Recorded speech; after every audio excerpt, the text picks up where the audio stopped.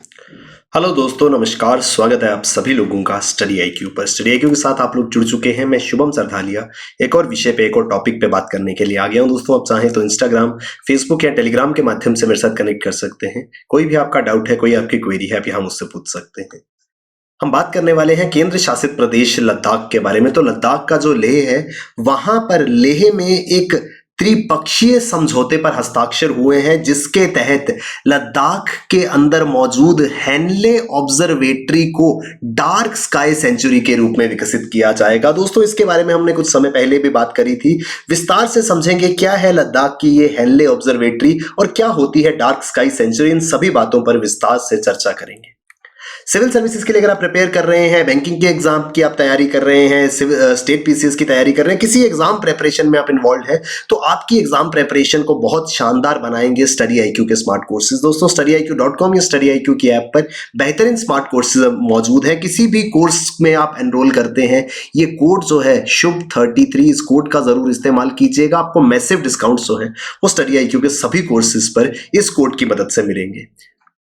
तो हाल ही में जो लेह प्रशासन है, उन्होंने एक त्रिपक्षीय समझौता जो है वो साइन किया है, एक ट्राइपेट्रेट एग्रीमेंट जो है वो साइन किया है, जिसके तहत हेनले जो कि ऑब्जर्वेटरी है उसको डार्क स्काई सेंचुरी जो है वो बनाया जाएगा। तो ये एग्रीमेंट जो है वो लेह हिल काउंसिल, वाइल्ड लाइफ और टूरिज्म डिपार्टमेंट के बीच में। तो लेह हिल काउंसिल, लेह का जो वाइल्ड लाइफ डिपार्टमेंट है और टूरिज्म डिपार्टमेंट, ये तीनों संगठन मिलकर के एस्ट्रोफिजिक्स के क्षेत्र में इस हेनले ऑब्जर्वेटरी को डार्क स्काई सेंचुरी जो है वो बनाएंगे। दोस्तों, डार्क स्काई सेंचुरी क्या है ये हम अभी समझेंगे। दरअसल अक्टूबर 2021 में लेह केंद्र शासित प्रदेश जो है, वहां पर एडमिनिस्ट्रेशन ने हेनले को डार्क स्काई सेंचुरी घोषित कर दिया था, in collaboration with Indian Institute of Astrophysics to promote astro tourism in the reason.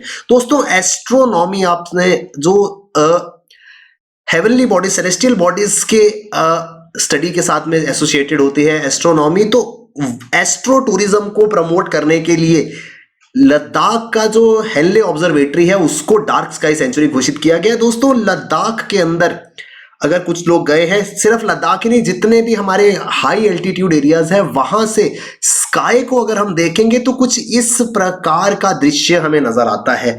आप यहां पर देख पा रहे हैं दोस्तों, ये तस्वीर जो है वो बता रही है किस तरीके से बहुत ज्यादा स्टार्स जो है वो विजिबल होते हैं हाई एल्टीट्यूड्स पर, खासकर लद्दाख में। तो ये स्टार जो है वो पार्ट है एस्ट्रोफिजिक्स का। और एस्ट्रो टूरिज्म क्या है, वो लोग जो इस प्रकार के दृश्यों को देखना चाहते हैं, वो जगह, क्योंकि बहुत सिलेक्टेड प्लेसेस पे इस तरीके के नज़ारे जो है वो देखने को मिलते हैं, तो इन इलाकों में उन सभी पर्यटकों को, उन सभी टूरिस्ट को जो आकर के ये चीज़ें, इस तरीके का आसमान देखना चाहते हैं, उनको अट्रैक्ट करने के लिए अलग अलग एरियाज को जो है वो डेवलप किया जाता है, जहां पर इस तरीके के एस्ट्रोनॉमिकल व्यूज जो है वो देखने को मिलते हैं। और यही चीज़ मौजूद है लद्दाख के हेनले ऑब्जर्वेटरी में, जहां पर एस्ट्रो टूरिज्म को बढ़ावा देने के लिए इस इलाके को डार्क स्काई सेंचुरी घोषित किया जाएगा। डार्क स्काई सेंचुरी क्या होती है? ये दरअसल कोई भी पब्लिक या प्राइवेट लैंड हो सकती है जहां से एक्सेप्शनल और डिस्टिंग्विश्ड क्वालिटी ऑफ व्यूज आते हैं स्टारी नाइट के। रात के समय में आसमान के अंदर बहुत ही असाधारण और स्पेशल स्टार्स की संरचनाएं जो है वो नजर आती हैं, जिससे नॉकटर्नल एनवायरनमेंट जो है, रात का समा जो है बहुत ज्यादा खूबसूरत हो जाता है, जहां से बहुत ही शानदार तरीके से स्टार्स दिख पाते हैं। इन एरियाज को डार्क स्काई सेंचुरी कहा जाता है। रात के समय में ये चीजें जो है वो नजर आती है। ये बहुत ज्यादा इंपॉर्टेंट जो है वो माने जाते हैं साइंटिफिक पर्पज से। वैज्ञानिक तौर पर यहां पर आके अध्ययन होते हैं, यहां पर एजुकेशनल वैल्यू होती है, लोग इसके बारे में जांच करते हैं। कल्चरल हेरिटेज और पब्लिक एंजॉयमेंट जो कि बनता है एस्ट्रो टूरिज्म। लोग यहां पर आकर के इन व्यूज का, इन सीन्स का जो है वो नजारा लेते हैं। तो जहां कहीं भी इस तरीके के एनवायरनमेंट मौजूद होगा, उस इलाके को डार्क स्काई सेंचुरी जो है वो बनाया जा सकता है। लद्दाख का हेनले ऑब्जर्वेटरी, हेनले वो इलाका है जहां पर इस तरीके के शानदार व्यूज देखने को मिलते हैं। इस वजह से यहां पर डार्क स्काई सेंचुरी जो है वो बनाई जाएगी। जिस प्रकार से दोस्तों वाइल्ड लाइफ सेंचुरी आपने सुना होगा, लोग जानवरों को देखने के लिए जाते हैं, उसी तरीके से सितारों को, स्टार्स को देखने के लिए, स्टारी नाइट्स में आसमान के अंदर शानदार सितारे देखने के लिए यहां पर लोगों को अट्रैक्ट करने के लिए डार्क स्काई सेंचुरी बनाई जाएगी। इस बात की घोषणा जो है वो दरअसल अक्टूबर 2021 में की गई थी कि इस तरीके की डार्क स्काई सेंचुरी हेलने में बनेगी, और रिसेंटली लद्दाख एडमिनिस्ट्रेशन ने एक एग्रीमेंट जो है वो इससे रिलेटेड साइन किया है। डार्क स्काई सेंचुरी एक ऐसे एरिया को प्रमोट करना है जहां पर बिना किसी एनर्जी को वेस्ट किए नेचुरली प्राकृतिक रूप से शानदार इल्यूमिनेशन जो है वो नजर आती है, रात के समय में तारे जो है वो नजर आते हैं, वो इलाका जो है वो डार्क स्काई सेंचुरी बन सकता है। और लद्दाख की हेनले ऑब्जर्वेटरी जो है उसके अंदर ये वहां पर ये व्यूज जो है वो मौजूद है, जिस वजह से वो डार्क स्काई सेंचुरी के लिए परफेक्ट प्लेस मानी जाती है।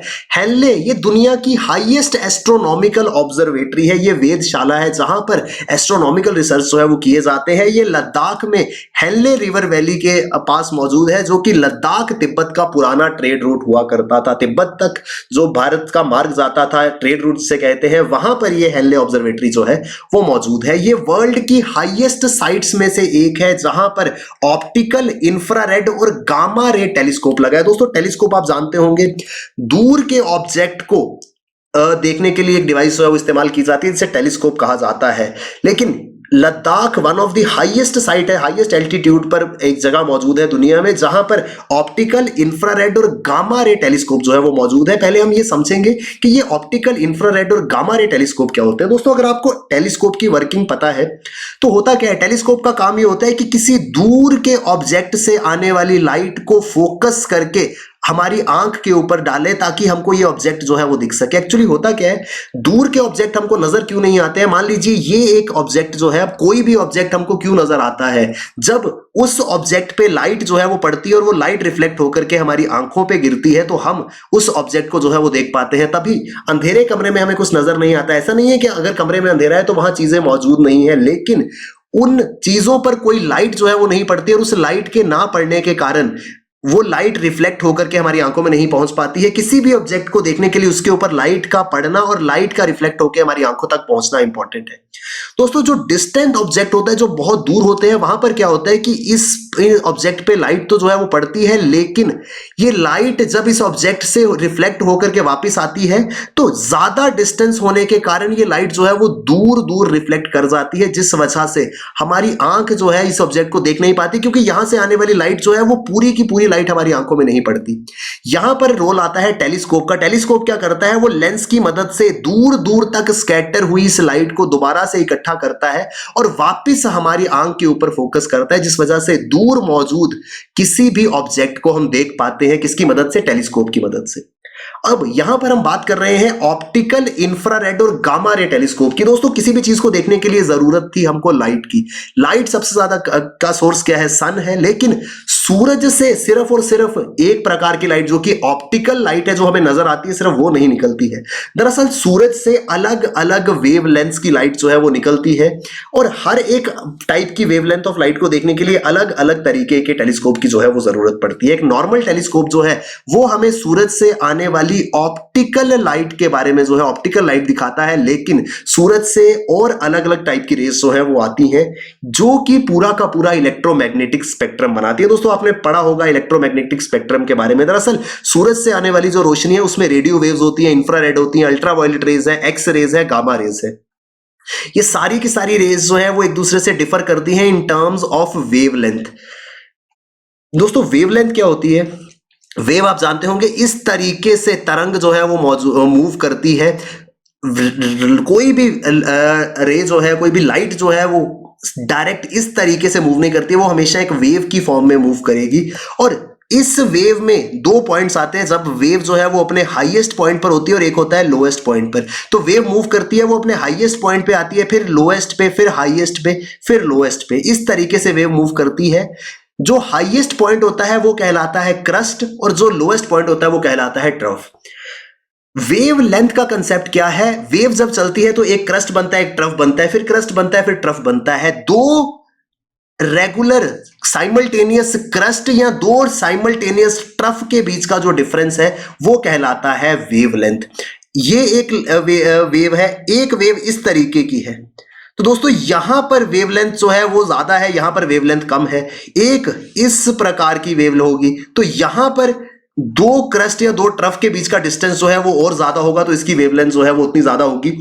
तो इस तरीके से सूरज से आने वाली किरणें जो है वो जिस डिफरेंस, जिस स्पीड से या जिस डिस्टेंस पे उनका क्रस्ट या ट्रफ बनता है वो उसकी वेवलेंथ होती है, और इस आधार पर अलग अलग वेवलेंथ की लाइट जो है, रेज जो है वो सूरज से आती है। इसमें से सूरज से आने वाली सिर्फ एक प्रकार की लाइट जो है जिसको हम आंखों से देख पाते हैं वो कहलाती है विजिबल लाइट।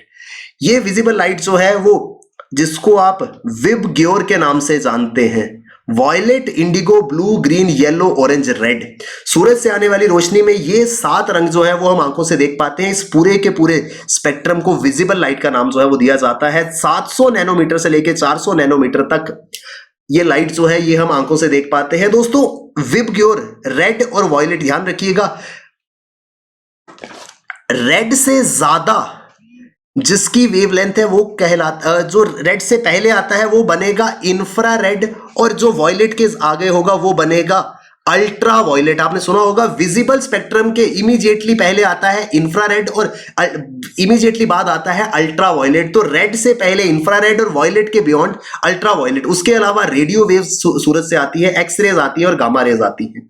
अब इतनी दूर से आने की वाली रेज को कैप्चर करने के लिए हमको टेलीस्कोप की जरूरत पड़ती है।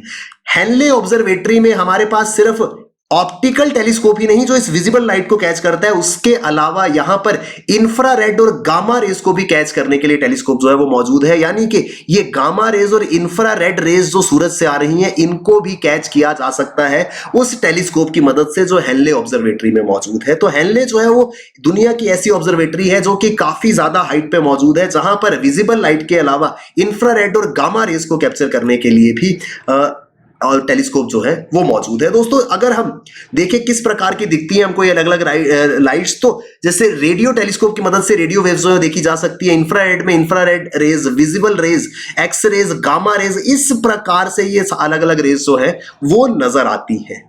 ये कहां पर मौजूद है? ये हेनले में मौजूद है। हेनले की क्यों हम बात कर रहे हैं? क्योंकि डार्क स्काई सेंचुरी उसको घोषित किया गया है। हेनले ऑब्जर्वेटरी जो है it is operated by Indian Institute of astrophysics Bangalore. Bharat खगोल भौतिक संस्थान जो बेंगलोर में मौजूद है उसके द्वारा हेनले ऑब्जर्वेटरी को जो है वो मेंटेन किया जाता है। इंडियन एस्ट्रोनॉमिकल ऑब्जर्वेटरी हेनले में जो मौजूद है ये दरअसल लद्दाख यूनियन टेरिटरी में आती है, जो कि माउंट सरस्वती हेनले में मौजूद है। दोस्तों, अगर मैप के माध्यम से देखें तो बिल्कुल ये जो कॉर्नर है ये हमारी हेनले ऑब्जर्वेटरी है। बिल्कुल ये जो है ये चाइना का बॉर्डर है। अगर हम गौर करके देखें तो ये दो जो आपको ब्लू कलर में नजर आ रही है ये लद्दाख की फेमस वाटर बॉडीज है। ये है आपकी सो मोरिरी लेक और ये है पेंगोंग सो। वर्ल्ड फेमस 2 लेक्स जो है लद्दाख के अंदर, उस क्षेत्र में ये हेनले ऑब्जर्वेटरी है, ये सो मोरिरी है और ये पेंगोंग लेक है। यहां पर चाइना जो है वो मौजूद है। तो बिल्कुल लद्दाख एक्सट्रीम जो बॉर्डर एरियाज है वहां पर ये हेनले ऑब्जर्वेटरी मौजूद है। काफी ज्यादा हाइट पर है, जिस वजह से बहुत ही शानदार स्टारी व्यू जो है वो यहाँ पे आता है और इसी वजह से यहाँ पे डार्क स्काई सेंचुरी जो है वो बनाई जा रही है। इस हेनले ऑब्जर्वेटरी के इंचार्ज है इंजीनियर दोर्जे ओंगचुक। दोस्तों, आपने शायद ये नाम सुना होगा, एक वीडियो में मैं पहले इनके बारे में बात कर चुका हूं। ये हेनले ऑब्जर्वेटरी के इंचार्ज है और दोर्जे ओंगचुक जो है इनको सम्मान प्राप्त है। ये भारत के पहले व्यक्ति बने थे जिनको इंटरनेशनल एस्ट्रोनॉमिकल यूनियन में ऑनरेरी मेंबर जो है वो चुना गया था।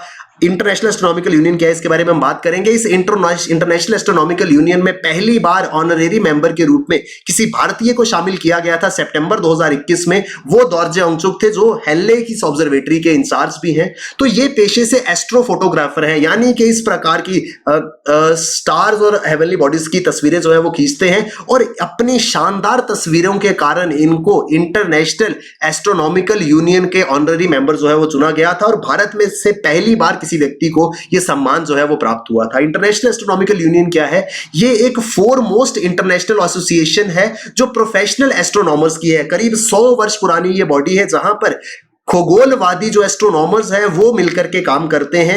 इंटरनेशनल एस्ट्रोनॉमिकल यूनियन का काम है जितने भी प्लैनेट्स आप देखते हैं, प्लैनेट कोई नया प्लैनेट मिलता है उसको नाम दिया जाता है। 2006 में प्लूटो एक प्लैनेट था, उसको प्लूटो प्लैनेट की कैटेगरी से बाहर कर दिया गया था। कुछ नया स्टार मिलता है, कोई एस्टेरॉयड आता है, इन सभी को ढूंढना, इनके नाम रखने का काम जो है वो इंटरनेशनल एस्ट्रोनॉमिकल यूनियन के द्वारा किया जाता है।